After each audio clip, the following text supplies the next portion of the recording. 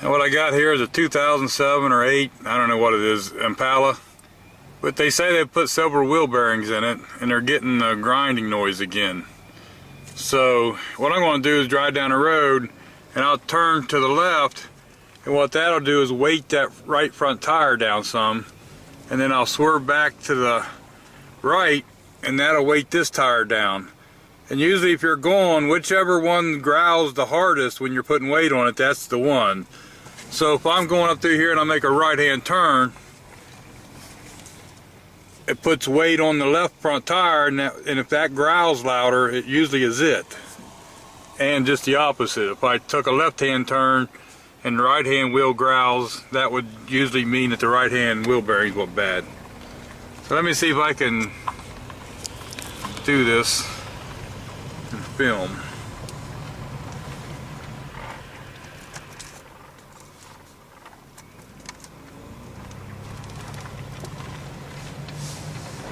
I'm not sure if you hear this, kind of sounds like a little bit like a winter tread.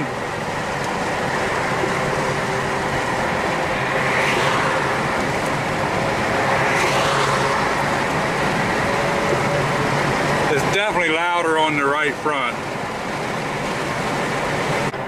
You can hear it kind of winding down. Okay, I've been driving this around and it looks like everything's pretty even.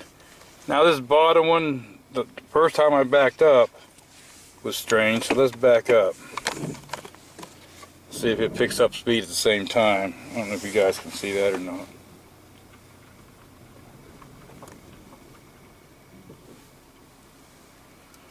So right there, they all picked it up going backwards that time, and all about even. Okay, so what I did, I jacked the car up. The driver's side tire is not turning. I don't know if you'll be able to hear it from out here. You can hear that HVAC thing going on. But anyway, when this tire spins, you can kind of hear the growly, and you can kind of hear it in the car. Okay, so now we're going to put it in gear and let it roll and see if you can hear.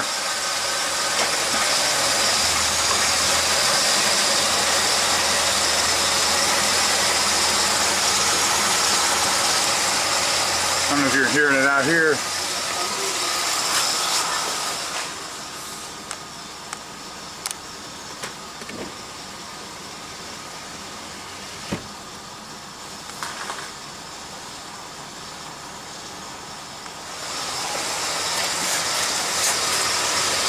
Well, I don't know if that's picking up or not, but you can kind of hear a little bit of a growl and grumble. Okay.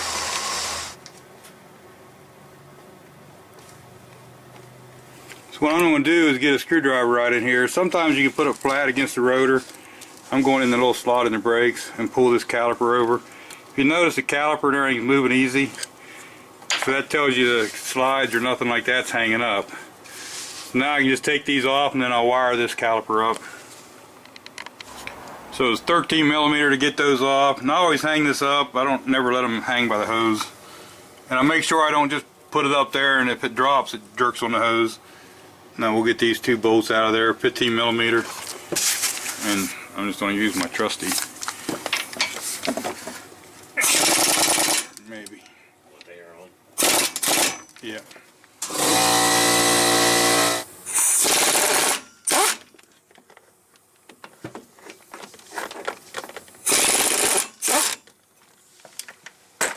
Okay, now that leaves the rotor loose and the bracket. Watch your toes. Careful when you do that. Okay, so the next thing I think I'll do is take this nut off. At 34, a little bit loose, but it's going to work.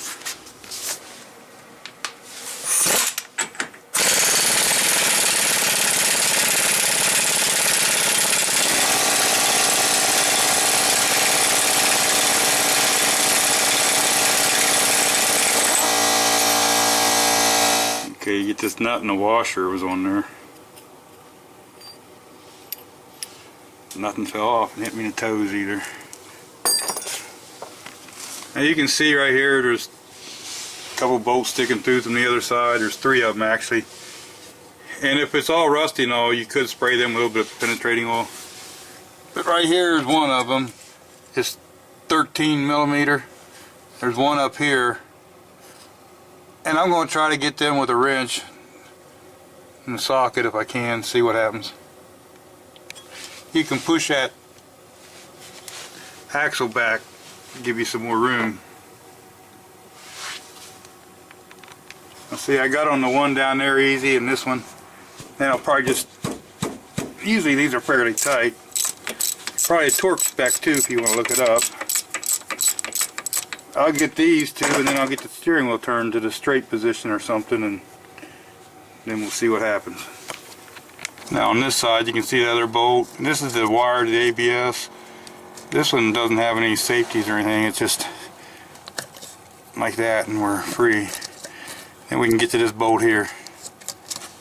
Remember where the location of where that comes out, because when you put the bearing back on you want to be in the same place. Yep, you sure do. When I pulled that hub off, this fell out. I'm not sure where it was at. Funny thing is, if you look down in here, look at the grit down in. Can you see that? Did something get up in the bearing or something? Now when I turn it, if I try to hold this thing and turn it, it does feel a little, maybe, but not.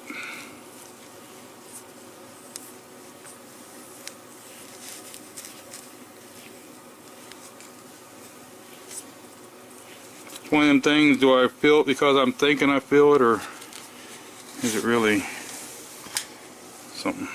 Now this thing has a note in here about the metal clip and the plastic clip. Also tells you not to run it down with an impact to torque it. But the thing is, this car ain't even listed on there. No Impala.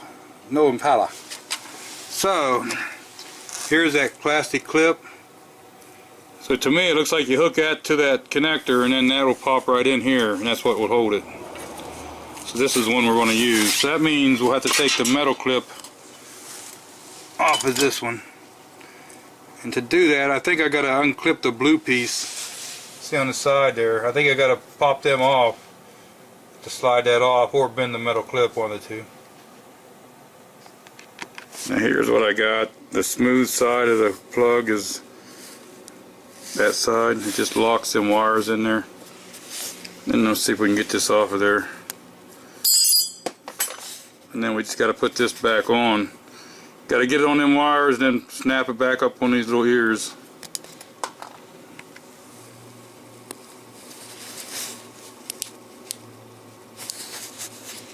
All back together. Now we can slide this. If you look, see how this got that little flat thing on top with the slot on either side? Those go up into that slot right there, and see that little clip there? That's where this will clip onto. So it's just going to slide right on here. I don't know if I can do this one-handed, left-handed.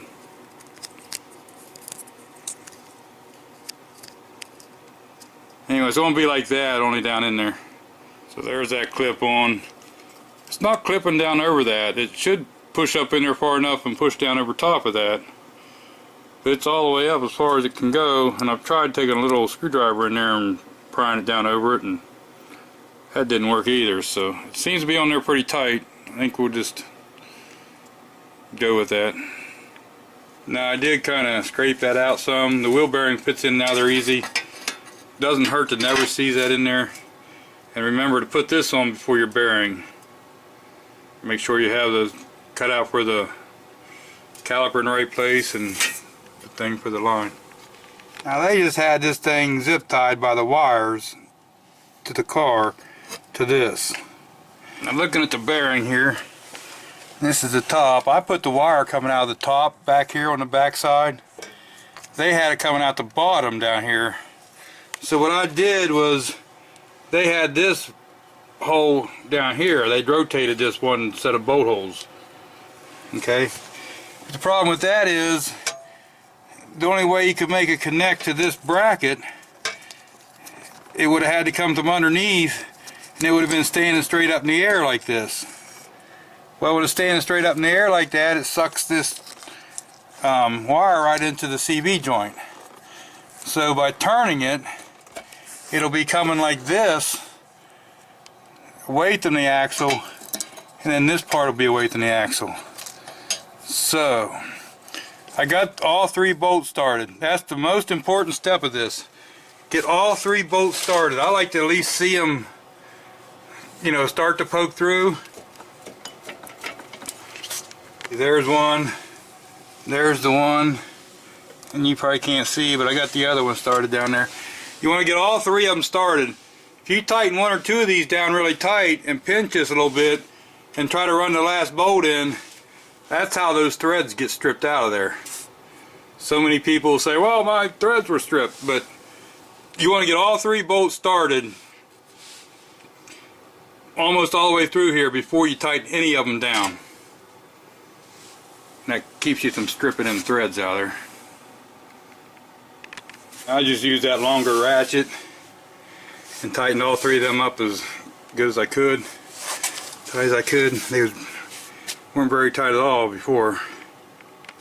I don't know if you can see much over here or not, but you kind of see that wire. And you can kind of see that wire. Looks a little more natural. Now I am going to take the impact and run this nut on until it just touches, and then I'll stop. Once I get the rotor and stuff on it, I can put a screwdriver or something in there and I'll look up what the torque's actually supposed to be. Seeing as how they have everything on here but the car we're working on. Look at the difference too though.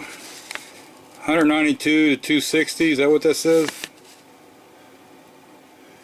And then 118, 160.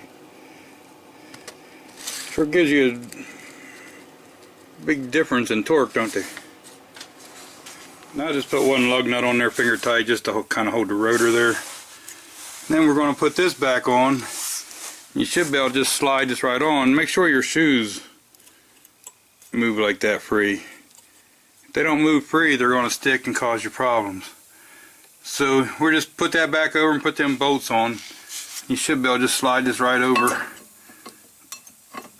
I don't need 2 hands. There again, I put those on with the impact, and then I put a long ratchet on it just to check to make sure they're tight. Now we can put the caliper back on. And that's just a matter of sliding it over and putting the 2 bolts in. The other thing is you want to make sure these move. If these slides don't move, then you got to address that. Now, I knocked it off the other side. See that scaly rust? This clip goes on there and then that slides. So when you're doing brakes, anywhere that can slide like that, knock that stuff off of there. You either take a little hammer, sometimes a screwdriver, whatever it takes to get that off of there. I can't do it looking through the viewfinder. But anyway, just tap on that or something and get that out of there. That's a little bit better. You want to push down. This goes up on top of there. And that, what that does is keeps the caliper from rattling. Then we can get these 2 bolts started. Where did I put the bolts? There they are.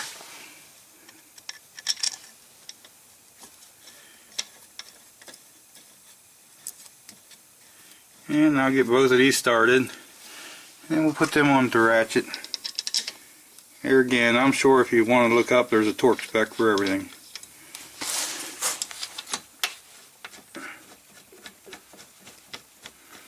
Again, it's 13 millimeter.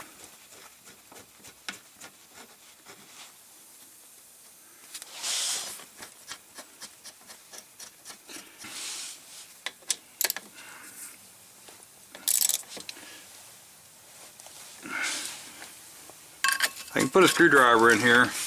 Then when I go to tighten that nut up, that'll hold it, and I'll be able to torque this nut to the spec. So let me go look the spec up, and then we'll tighten this down. 155, that's what I looked up. 155 on this. Lug nuts are 100 foot-pounds. So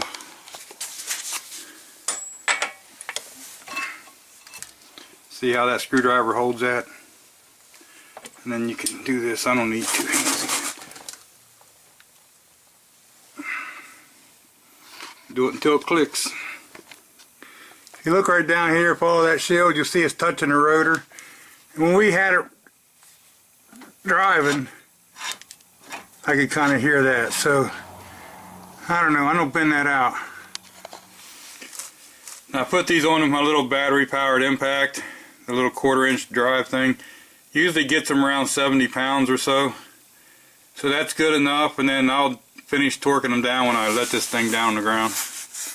There's things you could find a way to hold the tires, have someone hold the brakes or something, and you could torque them down if you don't want to put weight on it first. Anytime you've had the caliper pushed back, make sure you hit the brakes a couple times to build the pedal back up before you go to leave.